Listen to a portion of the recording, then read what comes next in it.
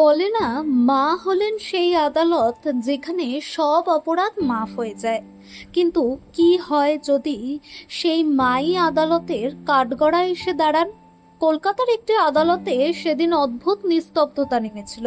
সবাই যার যার আসনে স্থির হয়ে বসে হঠাৎ দরজা খুলে ভেতরে এলেন একজন বয়স্ক মহিলা। গায়ে ছেঁড়া শাড়ি, মাথায় জীর্ণ কাপড়। কেউ হেসে বলল, মনে হচ্ছে কোনো ভিখারি বুঝি পথ হারিয়ে ঢুকে পড়েছে। কিন্তু পর মুহূর্তেই পুরো কোর্টরুম স্তব্ধ, কারণ কড়া স্বভাবের বিচারক নিজের আসন ছেড়ে উঠে দাঁড়ালেন। আখেরে কে ছিলেন সেই মহিলা যার জন্য বিচারক উঠে দাঁড়ালেন? দুজনের মধ্যে কি সম্পর্ক ছিল? বন্ধুরা, পুরো গল্পটা জানতে ভিডিওটা শেষ পর্যন্ত দেখুন। তার আগে ভিডিওটা লাইক করুন, চ্যানেল সাবস্ক্রাইব করুন, আর কমেন্টে আপনার নাম আর আপনার শহরের নাম লিখুন। বন্ধুরা, কলকাতার শীতের সকাল। আদালতের বিশাল গেটের সামনে রাস্তায় হালকা কুয়াশা ভাসছে। চায়ের দোকান থেকে ধোঁয়া উঠছে, খবরের কাগজের পাতা উল্টানোর শব্দ, যেন সবাই তাদের নিজের দৌড়ে ব্যস্ত। কিন্তু সেই কোণে কালী মন্দিরের সিঁড়িতে একজন বয়স্ক মহিলা চুপ করে বসে আছেন। গায়ে ছেঁড়া শাড়ি, কাপা হাতে টিনের বাটি, আর চোখ যেন কত কাহিনী বুকে আটকে রেখেছেন। লোকে তাকে ডাকতো মা বলে, কেউ সহানুভূতিতে, কেউ বা তাচ্ছিল্যে। প্রতিদিন ঠিক 4টে থেকে 8টা পর্যন্ত তিনি ওই জায়গায় বসে থাকতেন। কেউ বলতো পাগল, কেউ বলতো ভিখারি মহিলা। আদালতের সামনে বসে কি করবে? কিন্তু তিনি রোজ 3 নম্বর কোর্টের সামনের দরজার দিকে তাকিয়ে থাকতেন, যেন কারো অপেক্ষায়, যেন কোনো অসম্পূর্ণ রায় এখনো বাকি। সেদিন কলকাতায় একটা বড় মামলা শুনানি ছিল, শহরের সবচেয়ে বড় নির্মাণ কেলেঙ্কারি। সব চ্যানেলের ক্যামেরা আদালতের বাইরে। ভেতরে বিচারপতি অরিন্দম মৈত্র তার আসনে বসতে চলেছেন। কঠিন, সৎ, নিরপেক্ষ মানুষ। প্রতিটি রায় হয়ে ওঠে দৃষ্টান্ত। 11টায় কার্যক্রম শুরু হলো। উকিলদের তর্ক, সাক্ষীর জেরা, কোর্টরুমে উত্তেজনার আবহ। হঠাৎ অরিন্দমের দৃষ্টি গেল জানালার বাইরে। কালী মন্দিরের সিঁড়িতে সেই বয়স্ক মহিলা। এক মুহূর্তের জন্য তার শ্বাস থেমে গেল, চোখ আটকে গেল কেন জানি।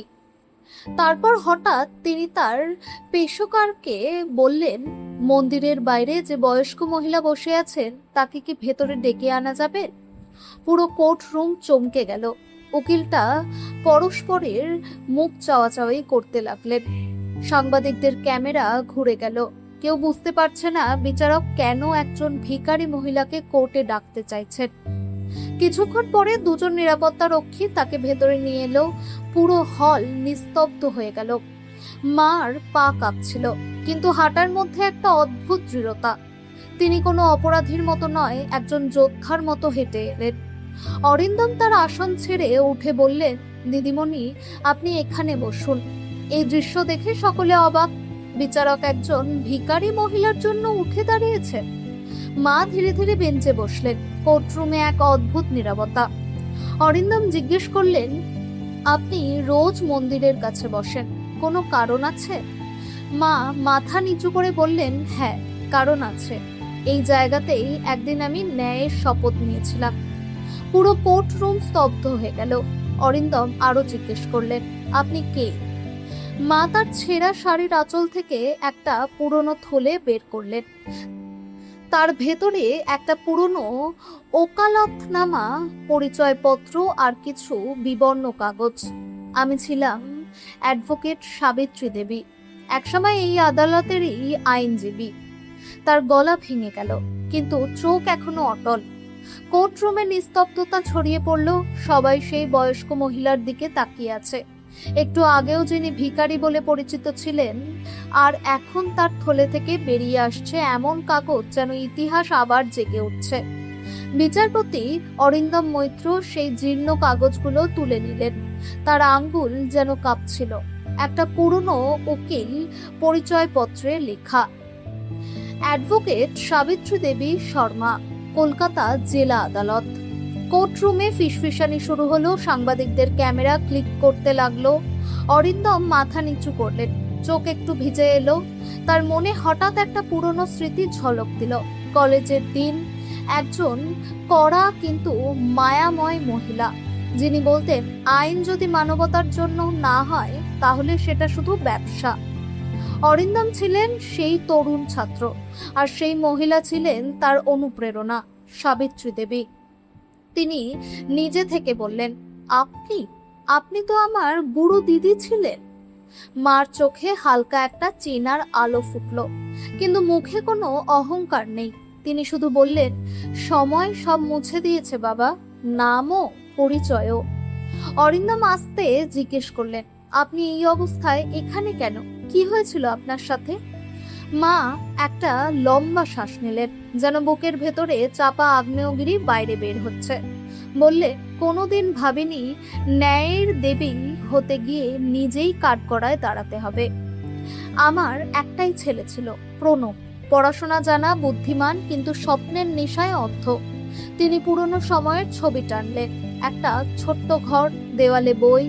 সকালে মা কোর্টে যান আর সন্ধ্যায় প্রণবের জন্য রান্না করেন। তিনি বলতেন, বাবা, আইন শুধু বই নয়, দায়িত্ব। প্রণব হাসত, কিন্তু ভেতরে ভেতরে অন্য গল্প চলছিল। একদিন প্রণব একজন বড় ডেভেলপারের সঙ্গে কাজ শুরু করলো। টাকা, জাঁকজমক, দামি গাড়ি। ধীরে ধীরে তার দুনিয়া বদলে যেতে লাগলো। সে বলতে শুরু করলো, মা, শুধু সততায় কিছু হয় না জীবনে। সাবিত্রী দেবী বোঝাতেন, সততাই সেই সম্পদ যা আদালতে বিকোয় না। কিন্তু একদিন সকালে দরজায় পুলিশ। আপনাকে গ্রেফতার করা হচ্ছে, ইন্সপেক্টর বললেন। 2006 সালের নির্মাণ কেলেঙ্কারিতে আপনার নাম রয়েছে। মা হতবাক, আমার নামে? জানা গেল সব কাগজপত্র, চুক্তি, লেনদেন সব তার নামে। অরিন্দম মনোযোগ দিয়ে শুনছিলেন। পুরো কোর্ট চুপ। কোনো উকিল এখন তর্ক করছেন না, কোনো সাংবাদিক নোট নিচ্ছেন না। মা বলে চললেন, আমি কিছু বোঝার আগেই সব শেষ হয়ে গেল। বাড়ি, সম্মান, নাম। আর সেই ছেলে যার জন্য সব সহ্য করেছিলাম, সে উধাও হয়ে গেল। হালকা একটু হাসি দিয়ে বললেন, আদালত শাস্তি দিল আর জীবন পরিচয় কেড়ে নিল, কিন্তু আমি চুপ ছিলাম, কারণ চেয়েছিলাম আমার ছেলে বেঁচে থাক। অরিন্দমের চোখে নমি এলো। তিনি ধীরে বললেন, আপনি নিজেকে দোষী বলেছিলেন ছেলেকে বাঁচাতে। মা মাথা নাড়লেন, হ্যাঁ বাবা, মা হেরে গেছে, কিন্তু আইন হারেনি। সেই মুহূর্তেই অরিন্দম হাত দিয়ে টেবিলে থাবা দিলেন। এই মামলা এখানেই শেষ হবে না। তার গলায় আদেশ নয়, শপথ। এই মামলার পুরনো ফাইল আবার খোলা হোক। প্রণব শর্মাকে আদালতে হাজির করা হোক। পুরো কোর্ট রুম স্তব্ধ। খেলা এখন বদলে গেছে। কোর্টের কার্যক্রম মুলতবি হয়ে গেল, কিন্তু সারা কলকাতায় এখন একটাই খবর। ভিখারি পরিচয়ে ছিলেন প্রাক্তন অ্যাডভোকেট সাবিত্রী দেবী শর্মা। পরদিন সকালে শহরের প্রতিটি খবরের কাগজের প্রথম পাতায় তার নাম। গতকাল পর্যন্ত যাকে দেখলে মুখ ফিরিয়ে নিত মানুষ, আজ তিনি সকলের মনে একটা প্রশ্ন হয়ে উঠলেন। আমরা কি সত্যি একজন নির্দোষকে ভিখারি বানিয়ে দিয়েছিলাম? সেই সকালে অরিন্দম তার চেম্বারে বসে ফাইল উল্টাচ্ছিলেন। চোখের সামনে ঘুরছে সাবিত্রী দেবীর মুখ, যে মুখ একসময় তার পথ দেখিয়েছিলেন, আজ পৃথিবীর অবহেলার মাঝে পাথরের মতো অটল। তিনি ডায়েরি খুললেন। পাতার ফাঁকে পড়ল একটা পুরনো চিরকুট। সাবিত্রী দেবীর হাতের লেখায় মাত্র একটা লাইন, আইনকে যদি তুমি ইনসাফের আওয়াজ মানো, তাহলে প্রতিটা রায় তোমাকে মানুষ বানিয়ে দেবে। অরিন্দমের আঙ্গুল কাঁপতে লাগলো। তিনি ফোন তুললেন। পেশকার ওই মামলার পুরনো ফাইল, মূল কপি আর সাক্ষীদের জবানবন্দি আনো। আজ থেকে এই মামলা আমি নিজে দেখব। ওদিকে মন্দিরের বাইরে মা শান্ত হয়ে বসে আছেন। রোদ তার সাদা চুলকে সোনালি করে তুলছে। একটা ছোট্ট মেয়ে কাছে এলো। মাসিমা, এই নিন জল। মা হাসলেন, ধন্যবাদ মা। সেই মেয়েটাই রোজ তার মায়ের সঙ্গে এই পথে আসতো। আজ প্রথমবার সে সেই মহিলার কাছে নির্ভয়ে এলো।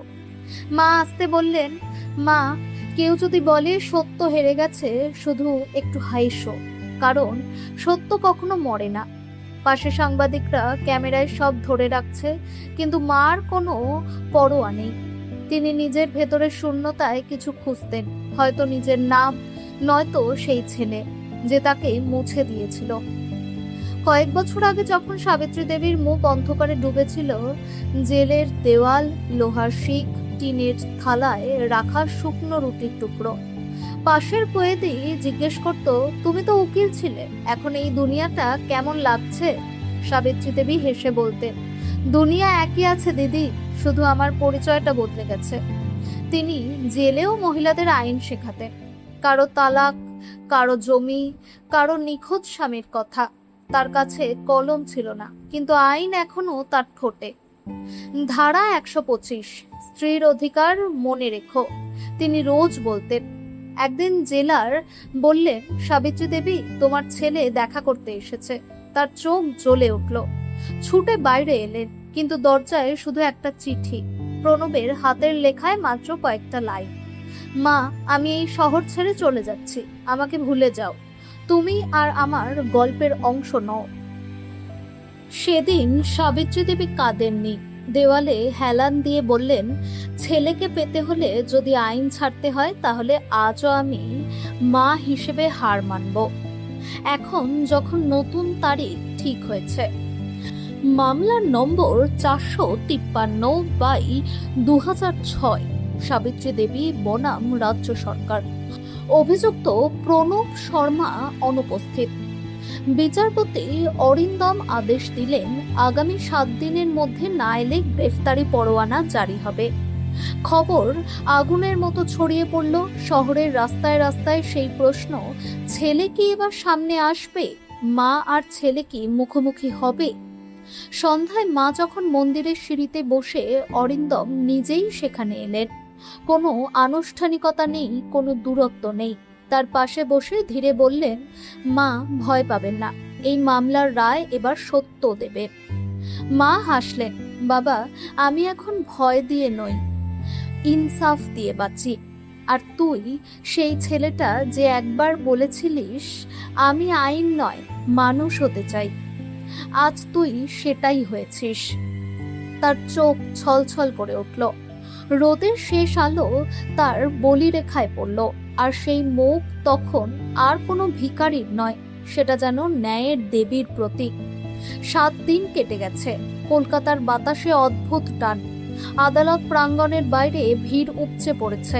সাংবাদিক, উকিল, ছাত্রছাত্রী, সাধারণ মানুষ সবাই সেই ঐতিহাসিক শুনানি দেখতে এসেছে, যেখানে মা আর ছেলে মুখোমুখি হবে। কোর্টরুমের ভেতরে বিচারপতি অরিন্দম মৈত্র তার আসনে, সামনে সাবিত্রী দেবী, শান্ত মুখ, কিন্তু সেই আত্মবিশ্বাস যা একসময় হাজার মানুষকে তিনি দিয়েছিলেন। দরজা খুলে ঢুকলো একজন পুরুষ, ব্র্যান্ডেড স্যুট, চকচকে জুতো, চোখে চশমা, কিন্তু মুখে নত ভাব, ভার আর গ্লানি। সে ছিল প্রণব শর্মা। এক মুহূর্তের জন্য পুরো কোর্টরুম স্থির হয়ে গেল। ক্যামেরার ফ্ল্যাশ জ্বলে উঠল, সাংবাদিকদের ফিসফিসানি ছড়িয়ে পড়ল। মা শুধু মাথা তুলে তাকালেন। মায়ের চোখ ছেলেকে দেখে ঘৃণা নেই, শুধু অনেক বছরের চুপ করে থাকা মমতা। আর ছেলে প্রথমবার সেই চোখের দিকে তাকালো, যে চোখ সে বছরের পর বছর এড়িয়ে এসেছিল। অরিন্দম ধীরে বললেন, অভিযুক্ত প্রণব শর্মা, আপনি কি জানেন যে আপনার মা অ্যাডভোকেট সাবিত্রী দেবীকে 2006 সালের নির্মাণ কেলেঙ্কারিতে দোষী সাব্যস্ত করা হয়েছিল? প্রণবের শ্বাস দ্রুত হয়ে এলো, সে নত হলো। হ্যাঁ, জানি। আর আপনি কি এটাও জানেন যে সমস্ত কাগজপত্র, চুক্তি, লেনদেন আপনার মায়ের নামে ছিল? হ্যাঁ। তার গলা ভেঙে পড়তে লাগলো। সেটা সব আমিই করিয়েছিলাম। কোর্টে আলোড়ন পড়ে গেল। অরিন্দম হাত তুলে সবাইকে শান্ত করলেন। সত্যি বলুন প্রণব, কেন আপনার মায়ের নামে কাগজ রেখেছিলেন? প্রণবের চোখ থেকে জল পড়তে শুরু করলো। সে কাপা গলায় বলল, আমার ক্রেডিট হিস্ট্রি খারাপ ছিল, ব্যাংক আমার সাথে ডিল করতো না, তাই মায়ের সই নকল করে দিয়েছিলাম। মা আমাকে বিশ্বাস করতেন, আর আমি সেই বিশ্বাসটাই ভেঙে দিয়েছিলাম। মায়ের চোখ থেকে জল গড়িয়ে তার পুরনো কাগজে পড়ল। তিনি কোনো কথা বললেন না, শুধু হাত দিয়ে ছেলের দিকে ইশারা করলেন, যেন বলতে চাইছেন, তুই আর কতদিন নিজেকে শাস্তি দিবি। অরিন্দম গম্ভীর স্বরে বললেন, আপনি কি জানেন আপনার এই কাজের ফলে একজন নির্দোষ মহিলা তার জীবন জেলে কাটিয়েছে? আপনি কি এটাও জানেন যে সেই মহিলা আপনার মা? প্রণব হাঁটু গেড়ে পড়ে গেল। হ্যাঁ মাই লর্ড, এবং আমি চাই শাস্তি আমাকে দেওয়া হোক, কারণ আমি শুধু মাকে নয় মানবতাকে ধোঁকা দিয়েছি। পুরো কোর্টরুম গম গম করে উঠল, প্রতিটা চোখ ভিজে গেল। বিচারপতি অরিন্দম হাতুড়ি ঠুকলেন এবং বললেন, এই আদালত মামলার রায় সংরক্ষিত রাখছে। আগামীকাল সকাল 11টায় রায় ঘোষণা করা হবে। রাতের বেলা মা আদালতের দেওয়ালের কাছে বসে, প্রণব তার পাশে এলো, হাতে একটা থার্মোস। চা বানিয়ে এনেছি মা। মা কিছু বললেন না। প্রণব তার পাশে বসে পড়ল। মা, তুমি আমাকে মাফ করে দাও। মা একটা দীর্ঘশ্বাস নিলেন। বাবা, মাফ তো তখনই দেওয়া যায় যখন কেউ ভুল স্বীকার করে। তুই আজ সেটাই করলি, যা বছরের পর বছর কেউ সাহস করেনি। তিনি তার হাত ধরলেন। তুই আমাকে জেলে পাঠিয়েছিলি, কিন্তু আজ তুই আমাকে আবার বাঁচার অধিকার ফিরিয়ে দিলি। প্রণব মাথা রাখলো তার কোলে। সেই মুহূর্তে মনে হলো যেন পুরো শহর থমকে গেছে। একজন মায়ের কোলে ইনসাফের হৃদয় স্পন্দিত হচ্ছে। পরদিন সকালে আদালত ভর্তি, সবার চোখ অরিন্দমের দিকে। তিনি রায় পড়লেন। আদালতের সামনে উপস্থিত সাক্ষ্য এবং স্বীকারোক্তির ভিত্তিতে শ্রীমতী সাবিত্রী দেবী শর্মাকে নির্দোষ ঘোষণা করা হচ্ছে। তাকে আইনজীবীর লাইসেন্স ফিরিয়ে দেওয়া হচ্ছে। রাজ্য সরকার 5 লক্ষ টাকা ক্ষতিপূরণ দেবে এবং প্রকাশ্যে ক্ষমা চাইবে। কোর্টে হাততালি পড়ল। মায়ের চোখে জল, কিন্তু ঠোঁটে হাসি। যেন বছরের পর বছরের তপস্যা আজ ফল দিল। প্রণব তার পায়ে মাথা রাখল। মা, এই অপরাধ নিয়ে এখন কিভাবে বাঁচব? মা বললেন, গুনাহ মেটাতে চাইলে অন্য কাউকে সেই ভুল করা থেকে আটকাও। ইনসাফ এখন তোর ভেতর থেকে শুরু হোক। সেদিন আদালতের বাইরে ভিড় উপচে পড়েছিল। মানুষ বলছিল, উনি ভিখারি নন, ইনসাফের দেবী। আর বিচারপতি অরিন্দম চুপচাপ তার কাছে গিয়ে বললেন, মা, আমি আজ আইনের নয় ঋণের রায় দিয়েছি। মা হেসে বললেন, বাবা, ঋণ শোধ করিসনি, ইনসাফকে আবার জীবিত করেছিস। রোদের আলোয় মিটমিট করা সেই চোখ তখন আর সাধারণ কারণ নয়। তিনি হয়ে উঠলেন একটি প্রতীক, সত্যের সেই আলো যা প্রতিটি অন্যায়ের অন্ধকারে জ্বলতে থাকবে। রায়ের পরে কলকাতায় হইচই পড়ে গেল। টেলিভিশনে একটাই খবর, নির্দোষ প্রমাণিত অ্যাডভোকেট সাবিত্রী দেবী শর্মা। ছেলে আদালতে স্বীকার করল। মন্দিরের বাইরে মানুষ জড়ো হচ্ছে, কেউ ফুল দিচ্ছে, কেউ জল, কিন্তু মায়ের মুখে উত্তেজনা নেই, প্রতিশোধের আনন্দ নেই, শুধু এক শান্তি যা অশ্রুর ভেতর দিয়ে আসে। সন্ধ্যায় আদালতের বাইরের সিঁড়িতে সেই দুজন মা আর ছেলে। প্রণব আসতে বলল, মা, এখন আমি আপনার সাথে থাকতে চাই। সাবিত্রী দেবী তার দিকে তাকালেন, চোখ কোমল কিন্তু দূরও। বাবা, ঘরে ফিরতে পারিস, কিন্তু বিশ্বাসের দোরগোড়ায় তোর পা এখনো পড়েনি। প্রণবের চোখ থেকে জল গড়ালো। মা, তুমি কি কোনোদিন মাফ করতে পারবে? সাবিত্রী দেবী বললেন, মাফ দিয়েছি, কিন্তু ভুলতে পারিনি। মাফ দিলে মন থেকে বেরোয়, কিন্তু বিশ্বাস সময়ের সাথে ফেরে। তারপর দুজনেই চুপ। সামনে মন্দিরের ঘন্টা বাজলো। মা আসতে বললেন, চল, দেরি হয়ে যাচ্ছে, কাল থেকে নতুন কাজ শুরু করতে হবে। পরদিন কলকাতার শ্যামবাজারের একটা পুরনো হল। ভাঙা চেয়ার, ধুলো মাখা ফাইলের র্যাক, দেওয়ালে সাদা রঙের নতুন প্রলেপ, দরজায় বড় সাইনবোর্ড, ন্যায়ের আলো, সাবিত্রী দেবী লিগ্যাল এইড সেন্টার। এখানেই এখন গরিব অসহায় মহিলারা বিনা পয়সায় আইনি সাহায্য পেতে পারেন। সাবিত্রী দেবী প্রতিদিন সকালে সেখানে বসেন, আর তার পাশে একজন নতুন উকিল, প্রণব শর্মা। লোকেরা যখন আসে, সাবিত্রী দেবী বলেন না যে এ তার ছেলে, শুধু বলেন, এ আমার সহকারী। শিখছে যে আইন শুধু বই নয়, মানুষের আওয়াজ। ধীরে ধীরে প্রণব প্রতিটা মামলায় তার মায়ের মতো লড়তে শিখল। যেসব মহিলার টাকা নেই তারা এখন বলে মা আর দাদা আসলে ইনসাফ হবেই। আর প্রতি সন্ধ্যায় অফিস বন্ধ হলে সাবিত্রী দেবী পুজোর প্রদীপের সামনে বসে আসতে বলেন, ভগবান আমাকে শক্তি দিও যেন আবার কারো ভরসা হয়ে উঠতে পারি। একদিন মিডিয়া আবার এলো। সাংবাদিক জিজ্ঞেস করলেন, মা আপনি কি আপনার ছেলেকে পুরোপুরি মাফ করে দিয়েছেন? সাবিত্রী দেবী হাসলেন, মাফ দিয়েছি কিন্তু শাস্তি কেড়ে নিইনি। তাকে এখন সেই কাজ করতে হবে যা আমি অসম্পূর্ণ রেখে গিয়েছিলাম।